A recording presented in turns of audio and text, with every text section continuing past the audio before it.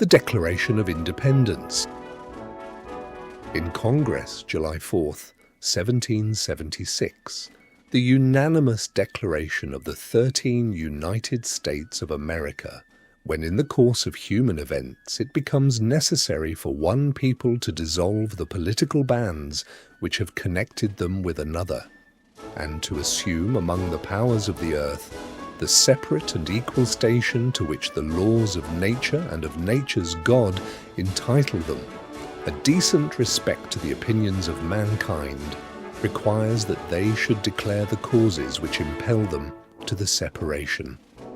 We hold these truths to be self-evident, that all men are created equal, that they are endowed by their Creator with certain unalienable rights, that among these are life, liberty, and the pursuit of happiness, that to secure these rights governments are instituted among men, deriving their just powers from the consent of the governed, that whenever any form of government becomes destructive of these ends, it is the right of the people to alter or to abolish it, and to institute new government, laying its foundation on such principles and organizing its powers in such form as to them shall seem most likely to effect their safety and happiness. Prudence indeed will dictate that governments long established should not be changed for light and transient causes, and accordingly all experience hath shown that mankind are more disposed to suffer, while evils are sufferable, than to right themselves by abolishing the forms to which they are accustomed.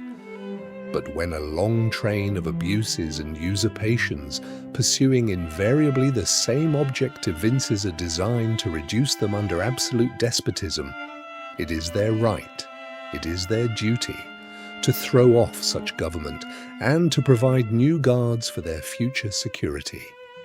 Such has been the patient sufferance of these colonies, and such is now the necessity which constrains them to alter their former systems of government.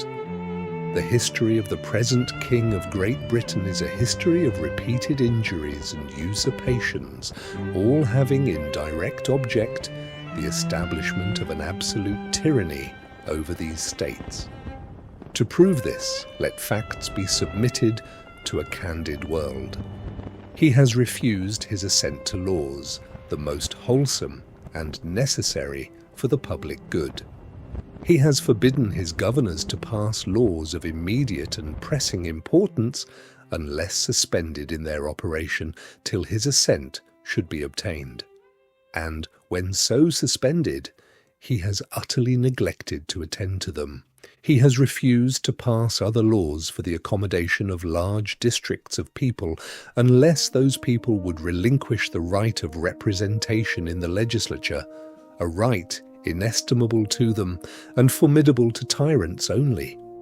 He has called together legislative bodies at places unusual, uncomfortable, and distant from the depository of their public records, for the sole purpose of fatiguing them into compliance with his measures.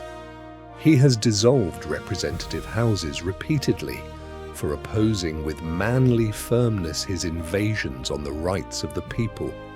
He has refused for a long time after such dissolutions to cause others to be elected, whereby the legislative powers, incapable of annihilation, have returned to the people at large for their exercise. The state remaining in the meantime exposed to all the dangers of invasion from without and convulsions within. He has endeavored to prevent the population of these states, for that purpose obstructing the laws for naturalization of foreigners, refusing to pass others to encourage their migrations hither, and raising the conditions of new appropriations of lands. He has obstructed the administration of justice by refusing his assent to laws for establishing judiciary powers.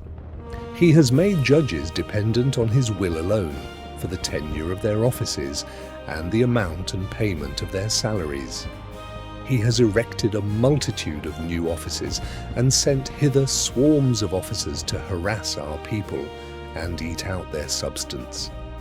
He has kept among us in times of peace standing armies without the consent of our legislatures. He has effected to render the military independent of and superior to the civil power.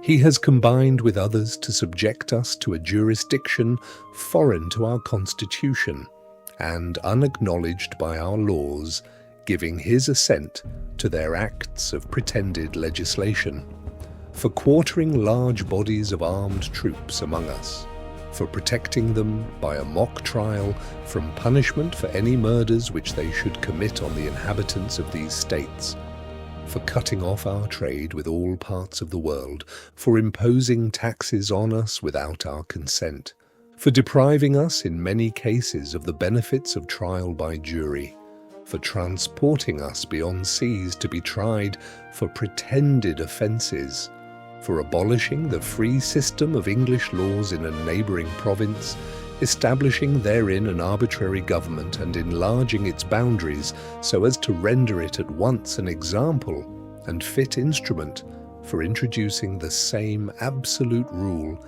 into these colonies, for taking away our charters, abolishing our most valuable laws, and altering fundamentally the forms of our governments, for suspending our own legislatures and declaring themselves invested with power to legislate for us in all cases whatsoever. He has abdicated government here by declaring us out of his protection and waging war against us. He has plundered our seas, ravaged our coasts, burnt our towns, and destroyed the lives of our people. He is at this time transporting large armies of foreign mercenaries to complete the works of death, desolation, and tyranny, already begun with circumstances of cruelty and perfidy scarcely paralleled in the most barbarous ages and totally unworthy the head of a civilized nation. He has constrained our fellow citizens taken captive on the high seas to bear arms against their country, to become the executioners of their friends and brethren, or to fall themselves by their hands. He has excited domestic insurrections amongst us and has endeavoured to bring on the inhabitants of our frontiers the merciless Indian savages, whose known rule of warfare is an undistinguished destruction of all ages, sexes, and conditions. In every stage of these oppressions, we have petitioned for redress in the most humble terms. Our repeated petitions have been answered only by repeated injury. A prince whose character is thus marked by every act which may define a tyrant is unfit to be the ruler of a free people. Nor have we been wanting in attentions to our British brethren. We have warned them from time to time of attempts by their legislature to extend an unwarrantable jurisdiction over us. We have reminded them of the circumstances of our emigration and settlement here. We have appealed to their native justice and magnanimity, and we have conjured them by the ties of our common kindred to disavow these usurpations, which would inevitably interrupt our connections and correspondence. They too have been deaf to the voice of justice and of consanguinity. We must therefore acquiesce in the necessity which denounces our separation, and hold them as we hold the rest of mankind, enemies in war, in peace friends.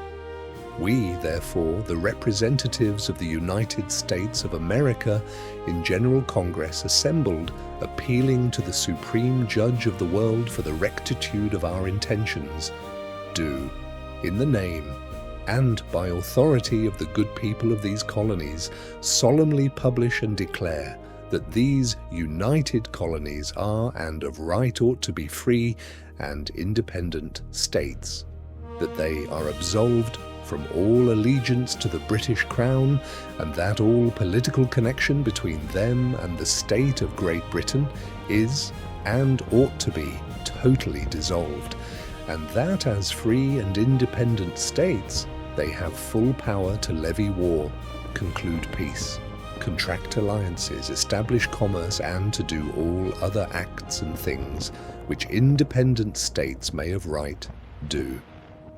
And for the support of this declaration, with a firm reliance on the protection of divine providence, we mutually pledge to each other our lives, our fortunes, and our sacred honour. Signed by Georgia, Button Gwinnett, Lyman Hall, George Walton. North Carolina, William Hooper, Joseph Hughes, John Penn. South Carolina, Edward Rutledge, Thomas Hayward, Jr., Thomas Lynch, Jr., Arthur Middleton. Massachusetts, John Hancock, Samuel Adams, John Adams, Robert Treat Payne, Elbridge Gerry. Maryland, Samuel Chase, William Packer, Thomas Stone, Charles Carroll of Carrollton. Virginia, George Wythe, Richard Henry Lee, Thomas Jefferson, Benjamin Harrison, Thomas Nelson, Jr., Francis Lightfoot Lee, Carter Braxton. Pennsylvania, Robert Morris, Benjamin Rush, Benjamin Franklin, John Morton, George Clymer, James Smith, George Taylor, James Wilson, George Ross. Delaware, Caesar Rodney, George Reed, Thomas McKean. New York, William Floyd, Philip Livingston, Francis Lewis, Lewis Morris. New Jersey, Richard Stockton, John Witherspoon, Francis Hopkinson, John Hart, Abraham Clark. New Hampshire, Josiah Bartlett, William Whipple, Matthew Thornton. Rhode Island, Stephen Hopkins, William Ellery.